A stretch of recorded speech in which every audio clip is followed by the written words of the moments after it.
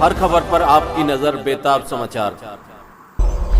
प्रधानमंत्री नरेंद्र मोदी के नेतृत्व में केंद्र की एनडीए सरकार द्वारा देश में जाति जनगणना कराए जाने की घोषणा किए जाने पर अपनी बेबाक राय के लिए प्रसिद्ध वरिष्ठ अधिवक्ता काजी जुबैर अहमद ने जाति जनगणना के ऐतिहासिक निर्णय पर प्रधानमंत्री नरेंद्र मोदी और विपक्ष के नेताओं को धन्यवाद देते हुए जो कहा, आइए सुनवाते हैं आप। वकील साहब, अभी केंद्र की एनडीए सरकार ने एक फैसला लिया है जाति जनगणना कराने का।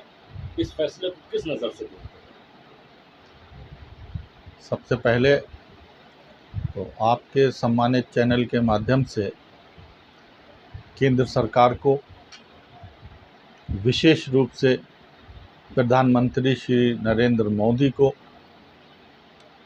इस ऐतिहासिक फैसला लेने के लिए मैं बधाई देना चाहता हूं, उनका शुक्रिया अदा करना चाहता हूं और उन लोगों का भी शुक्रिया अदा करना चाहता हूं जिन्होंने जातिगत जनगणना कराए जाने की मांग को लेके केंद्र सरकार से कोशिश की और केंद्र सरकार में पैरवी की, जिसके चलते केंद्र सरकार को ये फैसला लेना पड़ा कि जातिगत जनगणना जो है वो भारत के विकास के लिए और ऐसे विकास के लिए जिसमें सबकी भागीदारी हो, किसी एक जाति का, किसी एक समुदाय का वर्चस्व ना हो, समावेशी समाज की स्थापना के लिए, उसके विकास के लिए जातिगत जनगणना के आंकड़े सरकार के पास होना बहुत ज़रूरी हैं और जातिगत जनगणना का फैसला भारतीय राजनीति के लिए एक अहम टर्निंग पॉइंट साबित होगा। वकील साहब, जैसे कि जातिगत जो जनगणना होगी, इसमें पसमानदा समाज को सियासी तौर पर क्या फ़ायदा होगा? इसमें सबसे पहले ये चीज़ें निकल के आएंगी कि इस देश में 85% जनसंख्या जो है वो दलितों और पिछड़ों की है, जिन्हें हम पसमानदा कहते हैं, उस नाम से जानते हैं। और उन दलितों और पिछड़ों के कंधे के ऊपर सत्ता की जो पालकी रखी हुई है, उसके ऊपर सवारी 15% के लोग कर रहे हैं।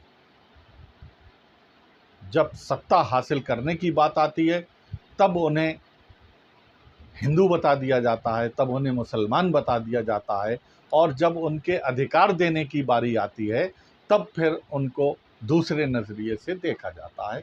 तो जातिगत जनगणना के बाद ये स्थिति साफ हो जाएगी और फिर ज़्यादा मजबूती से पिछड़ा समाज, दलित समाज अपने अधिकारों की आवाज़ बुलंद कर सकेगा। जातिगत जनगणना के बाद राजनीतिक भागीदारी किस तरीके से पसमानदा समाज की बढ़ेगी? जो राजनीतिक दल हैं जो